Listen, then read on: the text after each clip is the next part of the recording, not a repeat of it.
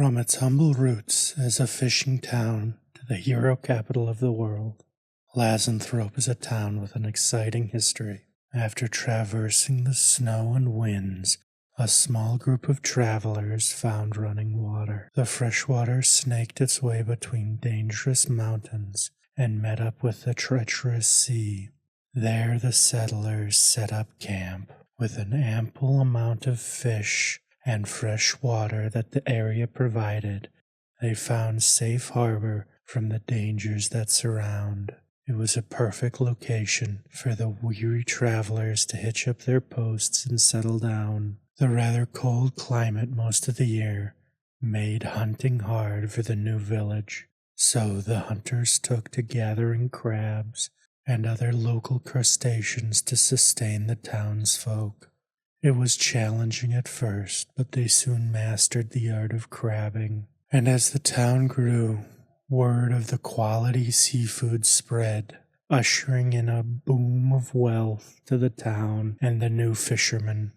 However, the remote nature of the town caused a rise in lawlessness in the population, even going so far as to corrupt the different fishing companies. Soon, they became nothing more than criminal organizations that also happened to bring in crabs. It was a gang-run town, with daily assaults on both properties and people. The town was forming quite the reputation.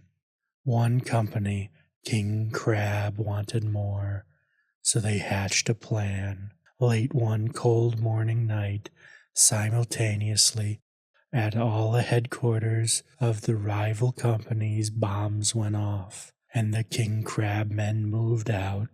Over the course of the next 6 months, they performed a systematic dismantling of all the other organizations. The locals referred to this as the Crab Wars, a vicious and brutal time where the streets ran red with the blood of fishermen that wouldn't join King Crab.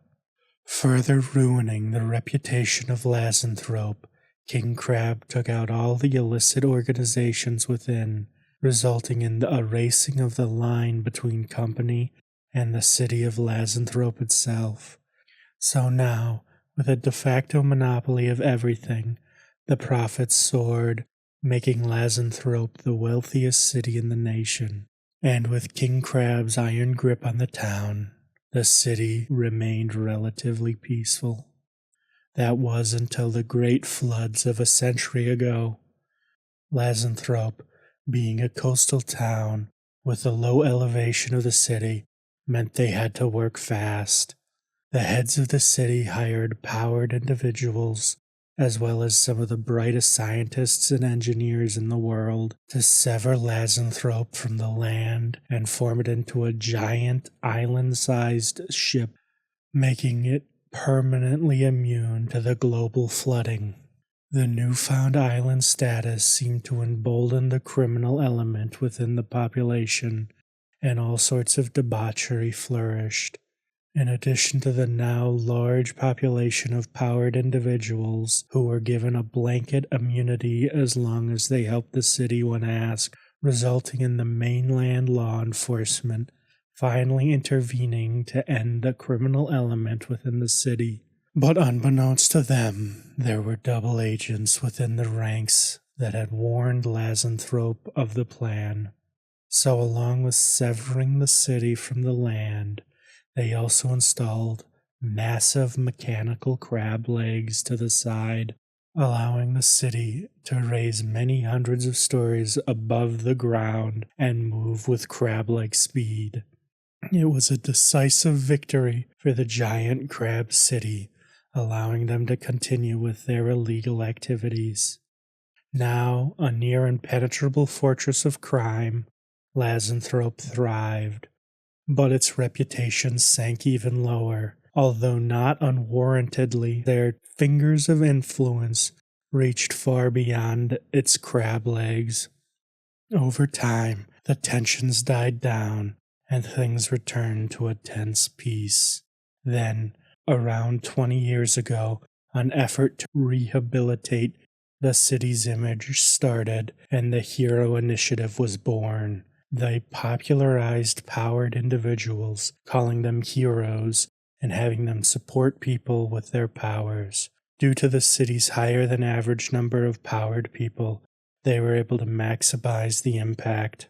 It was widely successful among the masses and spawned great marketing and merchandising opportunities, and succeeded in somewhat rehabilitating the image of Lazenthrope, where the newfound organization's headquarters was located.